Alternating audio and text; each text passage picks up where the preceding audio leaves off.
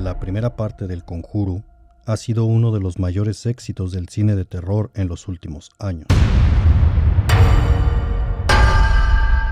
El expediente de la familia Perron ha sido clasificado como uno de los casos más importantes, por ello fue la primera elección por parte de los Warren.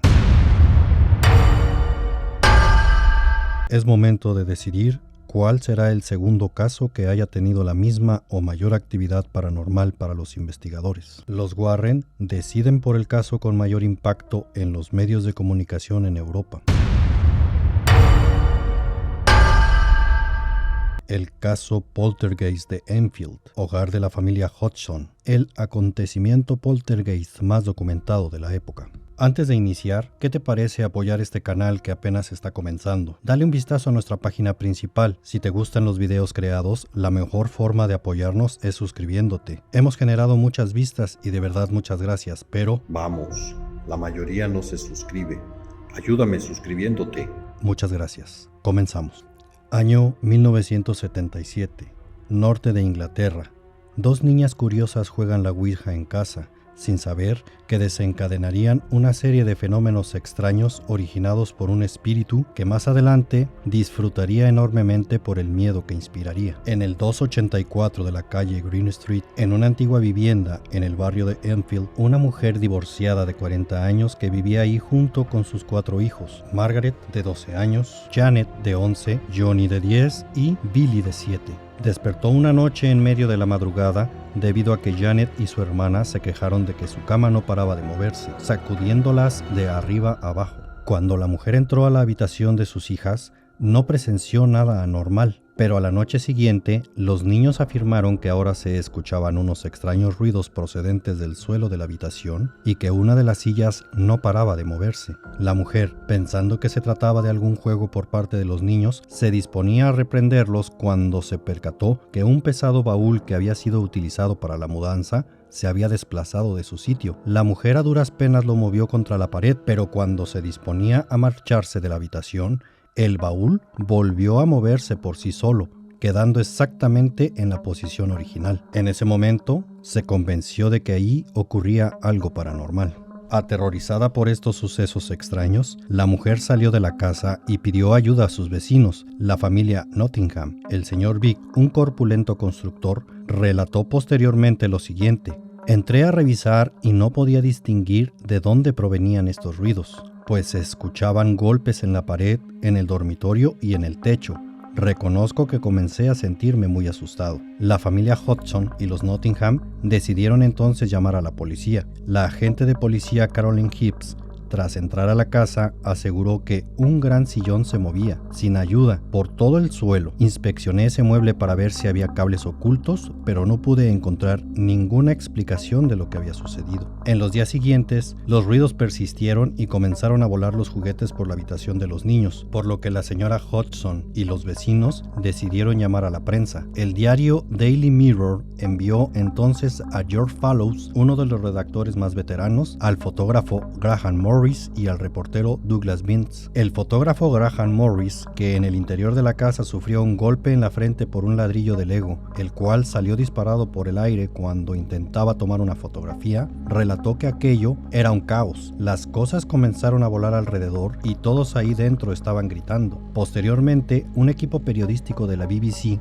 también visitó la casa, pero el equipo se encontró con que los componentes metálicos en sus equipos de cintas se habían torcido y todas sus grabaciones se habían borrado inexplicablemente. Luego que el periodista George Fallows llamara a la SPR, Sociedad de la Investigación Psíquica, llegó a la casa de Enfield Maurice Grosse, uno de los miembros residentes en la zona norte de Londres, quien presenció cómo en la habitación de Janet, cuando ésta se encontraba dormida, una silla de la habitación comenzó a flotar en el aire. Tan pronto como llegué, me di cuenta que el caso era real porque la familia estaba en tan mal estado. Todo era un caos. Vi piezas de Lego que volaban por todos lados, a través del cuarto, y pedazos de mármol que cuando los recogía estaban calientes. Algunas puertas se abrían solas. Sentí una especie de brisa fría recorrer mi cuerpo y los miembros de la familia Hodgson eran arrojados fuera de sus camas por la noche. Eran las típicas actividades de un fenómeno poltergeist. Maurice Grosse Agregó que en una noche él y un vecino encontraron a uno de los niños Hodgson gritando: «No me puedo mover, me sostiene de la pierna». Parecía que unas manos invisibles lo tenían inmovilizado, añadió. En septiembre de 1977, el caso se publicó en los tabloides británicos y la señora Hodgson y sus vecinos participaron en un programa de televisión. Mientras tanto, los fenómenos paranormales seguían desarrollándose a vista y paciencia de los presentes. Los golpes en las paredes y el entresuelo de la vivienda persistían. Las cortinas se mecían cuando todas las ventanas estaban cerradas. Los muebles se movían y eran lanzados escaleras abajo. Los juguetes y otros objetos volaban por la habitación. Misteriosos charcos de agua aparecían en el suelo del dormitorio y de la nada surgían brotes de fuego que se extinguían inexplicablemente sin dejar rastro de las quemaduras. Además de que las grabaciones de los reporteros se borraban misteriosamente. La mayor parte de la actividad paranormal parecía centrarse en Janet Hodgson. Entraba en trances violentos, horribles de contemplar. La chimenea de hierro de su dormitorio en una ocasión fue arrancada de la pared por fuerzas invisibles y sus familiares aseguraron haberla visto levitando una vez a través de su cuarto. En una entrevista posterior, Janet admitiría haber jugado con un tablero Ouija con su hermana, justo antes de que se detonara toda esta actividad paranormal. Además, aseguró que no estaba al tanto de que entraba en trance, hasta que le mostraron fotografías de sí mismo. Uno de los recuerdos más aterradores nombrados por Janet menciona que en una ocasión, una cortina comenzó a enrollarse alrededor de su cuello, lo que la hizo gritar desesperadamente al pensar que moriría. Afortunadamente su madre estaba ahí y con un esfuerzo sobrehumano logró romperla en pedazos rescatándola de asfixiarse. El suceso que más intrigó a los investigadores fue que cuando la niña parecía entrar en trance, de su boca salía una voz áspera y masculina, que hablaba a menudo con un lenguaje obsceno. Esta identidad aseguraba que había muerto en esa misma casa. Por ello, los investigadores concluyeron que se trataba de un hombre que había fallecido años atrás dentro del mismo inmueble. En una increíble grabación que se registró de esta voz, puede oírse esa persona cómo parece entregar un mensaje del más allá,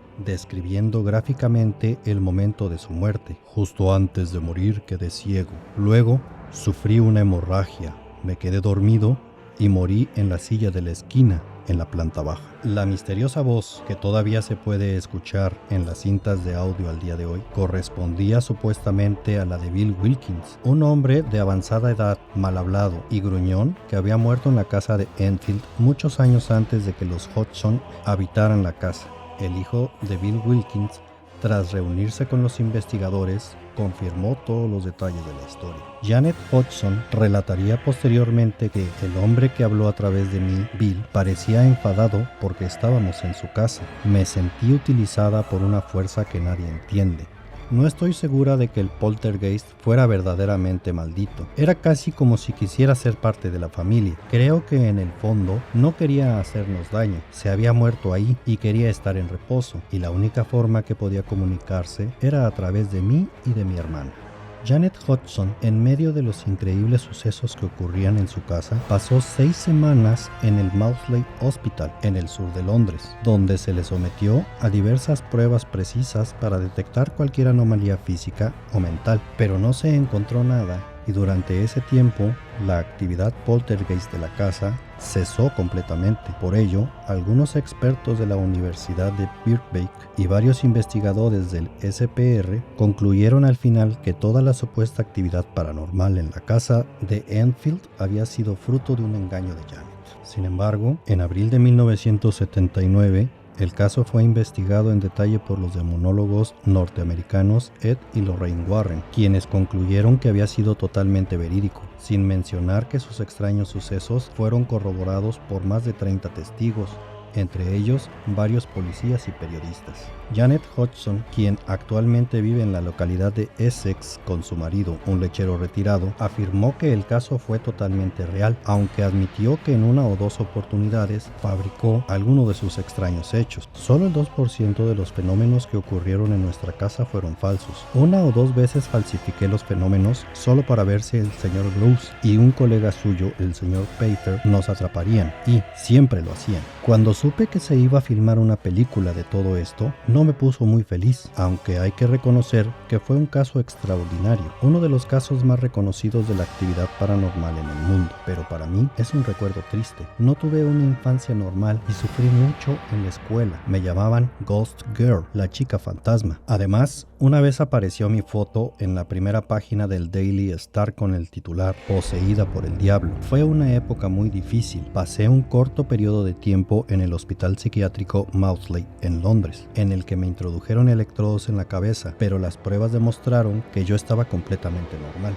Poco después de que cesara la atención de la prensa por el caso conocido como el Poltergeist de Enfield, el hermano menor de Janet, Johnny, moriría de cáncer cuando apenas tenía 14 años. Su madre, en tanto, desarrolló un cáncer de mama que le quitó la vida en el año 2003, sin mencionar que el propio hijo de Janet falleció a los 18 años de edad. Consultada si todavía cree que una presencia paranormal todavía habita la casa ubicada en el 284 de la calle Green Street en el barrio de Enfield, Janet Hodgson confesó que mientras la gente no se entrometa con las personas fallecidas como lo hicimos nosotras con la Ouija, creo que todo estará más tranquilo. Si bien esa casa está en reposo, esa presencia siempre seguirá ahí.